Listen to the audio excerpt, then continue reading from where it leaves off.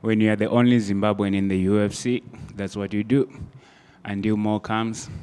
I hope my boy Nicholas makes it here. He's probably the next one to come to the UFC. If you're watching Nicholas, I watch you.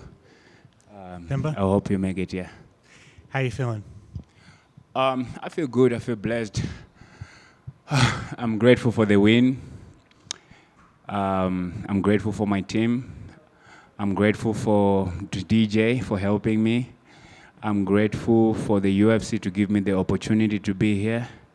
I'm grateful for everyone that works in the UFC. I'm grateful, most importantly, to my wrestling coach, Sloan. I'm grateful to everybody. You know, it is not an easy thing to win a fight in the UFC. And win is a win. And I have to be grateful. I'm just happy to win. Now that you've had some time to reflect on the fight, it's only been a couple minutes, but how do you feel about your performance? The performance is what you saw. You can judge it from what you saw.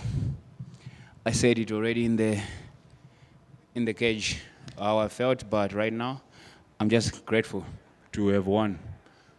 A win is a win.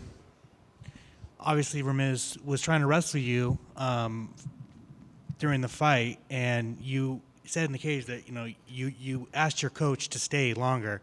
Do you believe because you stayed longer, it really helped you in this fight?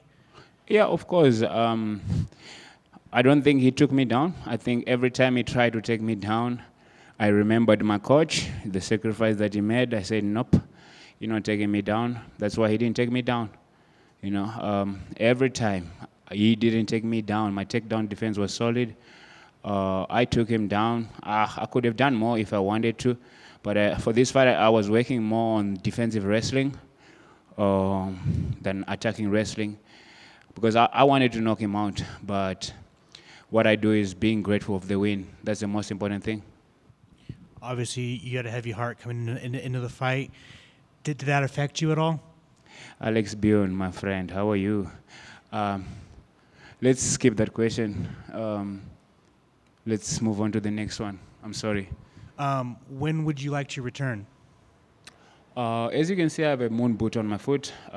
When it heals, I'll be back. And I asked you last time, would you like to fight in front of a crowd this next fight?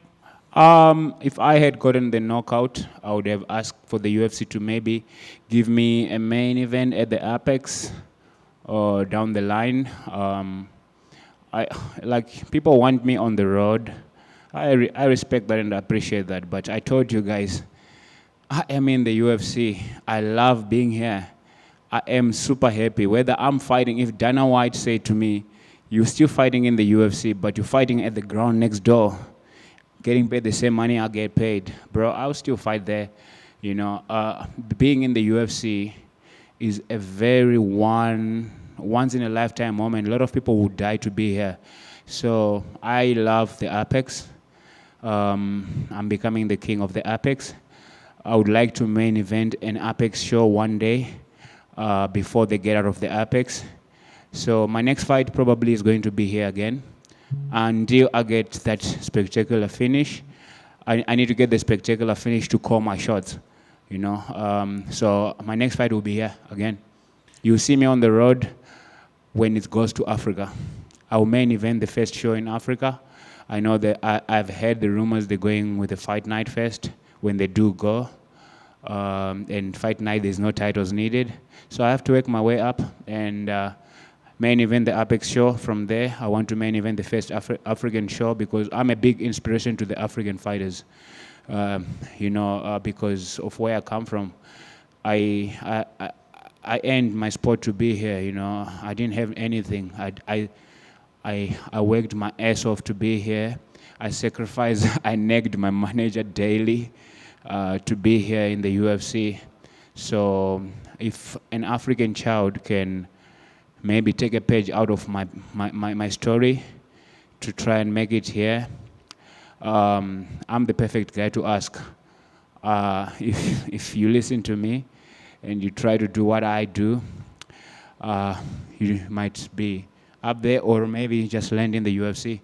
I feel like I need to do that to inspire a lot of African kids. I respect the guys that came before me, Easy, Kamaru, the history made, Ngannou, the history made, Drikas with the championship that he has. I respect that. But when it comes to the guy that can actually relate a lot more than anything, you know, I'm not disrespecting the guys, but I come from the gutters of Africa, the gutters of Africa. So I can maybe turn a page and reach the new market that the UFC needs to reach. Is there anybody that you would like to fight next? When you win, you need to be grateful of the win first, and then you move from there. What I want to fight next is Papa John's Pizza. I hope Jason has ordered a lot of pizza, Papa John's Pizza, and a lot of Coca-Cola, you call it. And I need to take my kids to Disney World for maybe 2 or 3 days because I can't be in one place for long. I need to go honor my coach, be with my coach now, see what we can do. Yeah, I normally do charity work after my victories and stuff like that. But for this one, I don't know. I kind of like getting off over those things of charity stuff because I got scammed the last time. Someone scammed me because I was trying to auction my shots, and typical guy sent me a proof of payment that was just an edited proof of payment. Lost $5,000 because of that, but it is what it is. When you do things, there's nasty people in this world. So I'll see what I'll do, man. All I want to do right now is to have some Papa John's pizza. My daughter says Papa John pizza is the best pizza. Well, I wish you luck in your next fight against Papa John's. Thank you. I'm going to win that one in spectacular fashion. How important is it for you to be a role model? Is that a role that you love and relish for all the children that are coming up behind you?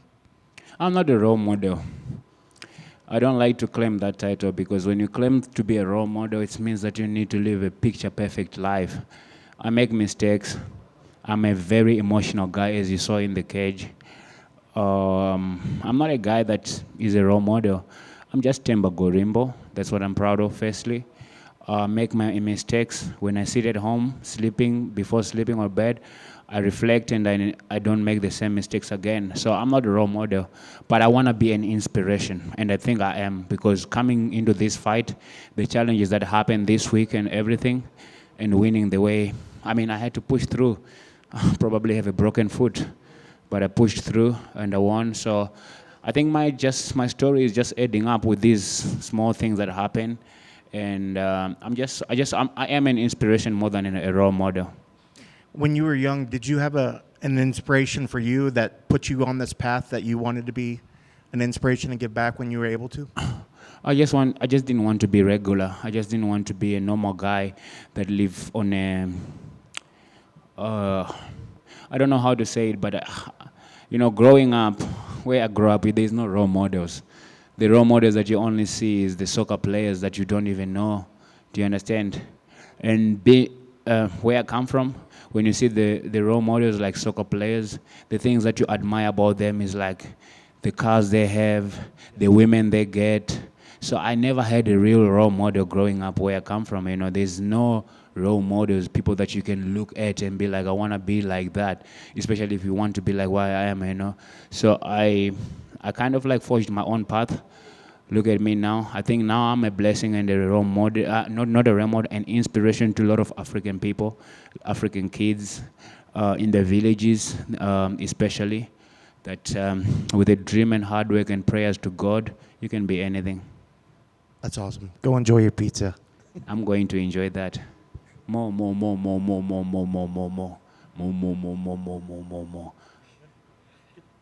Good. Thank you.